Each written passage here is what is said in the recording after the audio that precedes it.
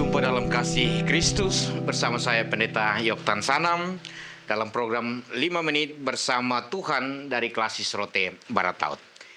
Saudara, pada kesempatan kali ini kita akan merenungkan kebenaran firman Tuhan dari 2 Petrus 1 ayat 16 hingga ayat yang ke-21 dengan tema Yesus Sang Raja yang Maha Mulia.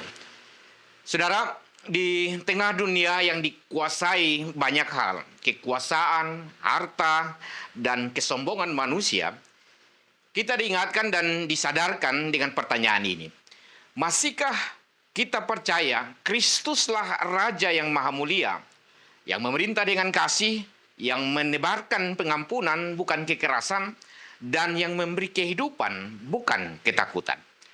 Saudara-saudara yang dikasihi Tuhan, jemaat-jemaat saat ini sedang menghadapi tantangan dan bahaya besar dari luar jemaat, tetapi juga terutama dari dalam jemaat.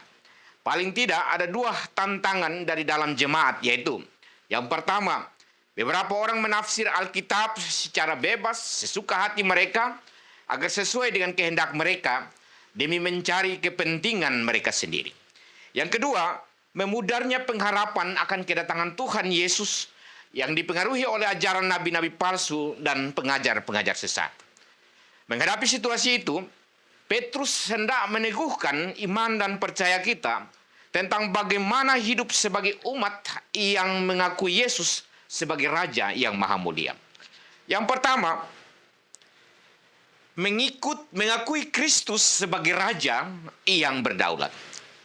Petrus menegaskan bahwa ia dan para rasul bukan mengikuti dongeng atau cerita buatan manusia, melainkan menjadi saksi mata atau melihat dengan mata kepala sendiri kemuliaan Kristus di gunung, dan juga menjadi saksi telinga karena mendengar suara Allah yang berkata, "Inilah anakku yang kukasihi." Hal ini merupakan penegasan dari Allah sendiri bahwa Yesus sungguh adalah anaknya, Raja yang mulia. Artinya jelas, Kristus bukan sekedar guru moral atau pemimpin rohani, melainkan Raja yang hidup, yang memiliki kuasa atas hidup dan sejarah. Namun saudara, disinilah kita sering kali gagal. Sebab kita sering menyebut Yesus Raja yang Maha Mulia, tetapi hidup seolah-olah diri sendiri yang berkuasa.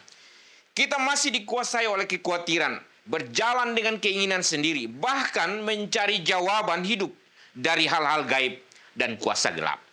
Saudara, iman yang tidak tunduk kepada Kristus Raja, cepat atau lambat akan tunduk pada kekuasaan lain yang menyesatkan. Yang kedua, kuasa firman Tuhan menuntun di tengah kegelapan. Petrus memberikan gambaran firman Tuhan sebagai pelita di tempat gelap. Dunia tempat kita hidup penuh dengan kebingungan. Nilai-nilai bergeser, kebenaran menjadi relatif, dan banyak suara menyesatkan. Di tengah keadaan ini, hanya firman Tuhan yang mampu menuntun langkah kita dengan pasti. Sayangnya saudara, banyak orang berjalan tanpa arah, mengambil keputusan hanya menurut logika, menurut emosi, dan menurut tren zaman. Firman hanya dibaca ketika sempat, bukan dihidupi setiap hari. Karena itu saudara, kita diingatkan bahwasanya siapa yang berjalan tanpa firman sebenarnya sudah memilih hidup dalam gelap, walau mengaku mengenal terang. Yang ketiga, firman adalah suara Allah sendiri. Petrus menutup bagian ini dengan menegaskan bahwa nubuat dalam kitab suci bukanlah hasil pikiran manusia, tetapi berasal dari Allah yang berbicara melalui Roh Kudus. Firman bukan pendapat manusia, melainkan nafas Allah sendiri yang memberi hidup. Karena itu, siapa yang meremehkan firman sama saja menolak suara Tuhan. Sebaliknya, siapa yang membuka hati untuk mendengar dengan taat, dialah yang akan melihat kuasa Tuhan bekerja nyata dalam hidupnya. Sebab hati yang menutup diri dari firman perlahan akan kehilangan arah dan kekuatan. Sebab di luar suara Tuhan tidak ada kehidupan yang sejati.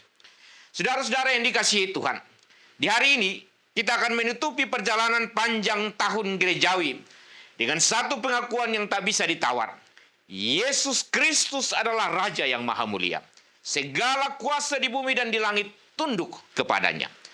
Namun, sebelum kita menundukkan lutut di hadapannya, kita perlu jujur untuk bertanya, apakah hati kita sungguh-sungguh tunduk kepada Sang Raja yang Maha Mulia itu?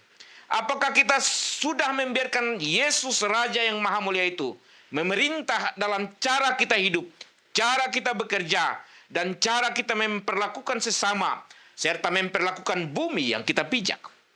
Ataukah kita masih ingin menjadi raja atas hidup sendiri, mengatur segalanya sesuka hati? Di penutupan bulan lingkungan hidup ini, marilah saudara, kita merendahkan diri di hadapan Sang Raja yang datang, bukan untuk berkuasa, tetapi untuk mengasihi dan memulihkan. Mari kita sambut masa Advent dengan hati yang bersih, bukan dengan mulut yang banyak bicara tentang iman, tetapi dengan hidup yang berani berubah. Sebab hanya mereka yang tunduk kepada Kristus akan mengenal damai yang sejati dari Raja di atas segala raja. Amin.